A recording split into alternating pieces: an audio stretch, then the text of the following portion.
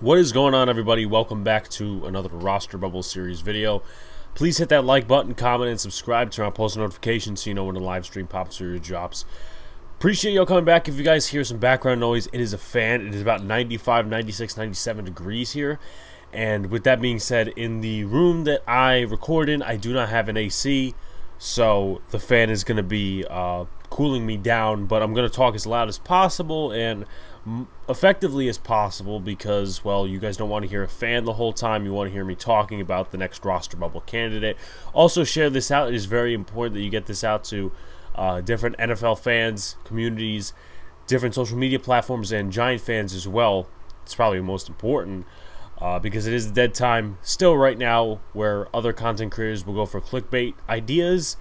I, like other content creators, which is a small percentage, I try to be creative, and of course, I think this series has been working really well, and I've written down all the profiles, so all I need to do is just make videos, and we'll be done with the set. I think we got about less than 10 profiles to go, but I really enjoyed making these videos and getting them out to you guys, and I know I've received some really nice feedback from y'all, the loyal supporters on this channel, that I've done a really nice job. Because some of you guys don't even know about half the players. And, you know, a guy like Travis Tavoinen or Austin Prell, you didn't know that they were in the XFL or the fan-controlled football league or whatever. But that also is background information. That's why I do these things. But in these roster bubble videos, I take a player that's on the roster bubble. And then with that being said, I talk about their background, their competition, how they could win a roster spot, how they could lose a roster spot. So today's profile is Richie James Jr. I've been waiting to do a profile on him, to be honest, for a little while now. Why a little while? Because I have been, is he going to make the roster? Is he not going to make the roster? I've been thinking that in my head. We'll obviously get to the prediction later on. But some background on the guy. Well, he was a 7th round pick of the 49ers in 2018 out of Middle Tennessee. With that being said, in his rookie season, I'm going to pull up his stats right here, right now, live, of course. His rookie season with the 49ers, he played a total of 13 games, only got 9 receptions, 130 yards, 1 touchdown, a catch percentage of 64.3, 2 fumbles. He started 2 games of the 13 games he appeared in. And also, in terms of return yards, because that's one of the areas he's very good in, kick returning and punt returning. He returned 12 punts for 75 yards and had 23 returns in the kick returning game for 580 yards, which also was a touchdown. I believe it was against the Seattle Seahawks that he did that. About 25.2 yards per return and about 6.3 yards per punt return. His longest punt return was 23 yards, and his longest kick return was 97 yards. It kind of explains itself. In terms of snap counts for Richie James on offense, about 22% of the offensive snaps. There was a couple of injuries that year, so that's probably why he got that much exposure. 2019, in terms of the receiving game, 6 receptions, 165 yards, 1 touchdown, and 5 first downs with a catch percentage of 60. He started 1 game, played all 16. With that being said, he had 33 returns for 264 yards in the punt returning game. That's about 8 per return. 32 yards was his longest, and then in the kick returning game, 20 returns for 428 yards. His longest kick return was 81 yards, and he averaged about 21.4 yards per kick return, which is not really that great. You usually want to get about 25 plus if you want to have some really good field position to start the drive. And then snap percentages for 2019, about 19% of the offensive snaps. Now in 2020, he only played 11 games, started 7, 6 punt returns for 34 yards, about 5.7.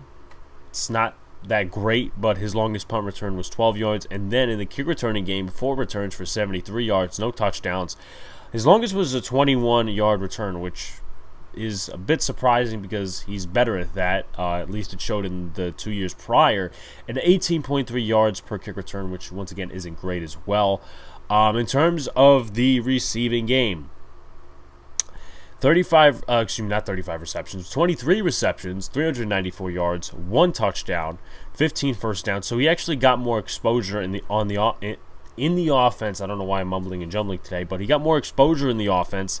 Catch percentage is 65.7, 2 fumbles. He also had 1 fumble in 2019. So those were his 2020 stats. And in 2021, he was placed on injured reserve, so he did not see the field in 2021. This guy is 5'9", from my recollection. So he is 5'9", 185. And just the way you look at him when you look at 49ers highlights and all the stuff at Middle Tennessee in preseason, I think he could fit this offense. Not saying he's going to be a top receiver or a top target in this offense, but if a couple of wide receivers go down, I think he could be a fit, maybe in a Wandale role or a Kadarius role. He makes guys miss, but I think one of the best things about him when it comes to this whole roster bubble thing is he's very good on special teams. Other than 2020, solid kick returns, solid punt returns, he offers that special teams value. And we talked about a lot of guys who are on this team right now and competing. Kadarius Toney isn't competing, but do you really want your first-round pick from last year on kick and punt returns? I don't think so. You got guys like C.J. Board. Does David Sills really play special teams? C.J. Board, though, does he really fit the offense? I don't think so. Alex Bachman, does he really fit the offense and what they're looking for? Colin Johnson. I feel more comfortable about Richie James personally when it comes to fits in this offense and his special teams use, which could land him a spot. Now, once again, I'm not giving away predictions just yet. In terms of competition, we just named a couple of them: C.J. Board, Alex Bachman, David Sills, Travis Tavoynin, Robert Foster, Colin Johnson, Austin Prale, and Keelan Doss. How can he win? Avoid dropping passes with the 2s and the 1s. Now, in minicamp, training camp is probably going to be a different story because I think some of those guys that were injured are going to come back. In minicamp, he actually got reps with the 1s. Him, David Sills, and I believe C.J. Board. And Darius Slayton was with the 2s. That was one of the headlines. I don't know how he did, though, to be fair, so I can't make too many judgments. But the fact that he was getting 1 reps actually is pretty impressive.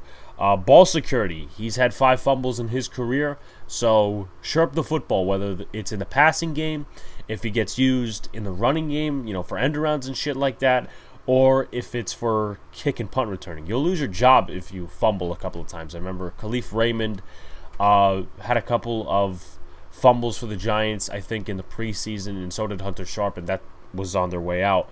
That's the reason they were on their way out, I should say. Earn the trust of new staff and show off special team skill set. I think the fact, if he at least does some decent stuff in the passing game and he shows off his special team skill set as a kick and punt returner, then he could possibly make a 5-6 spot on the roster as a wide receiver. Now, how he can lose as a quiet camp doesn't really stand out from the other wide receivers and falls behind on the kick return, punt return, to depth chart. Obviously, special teams is very important for this guy when it comes to sticking on a roster.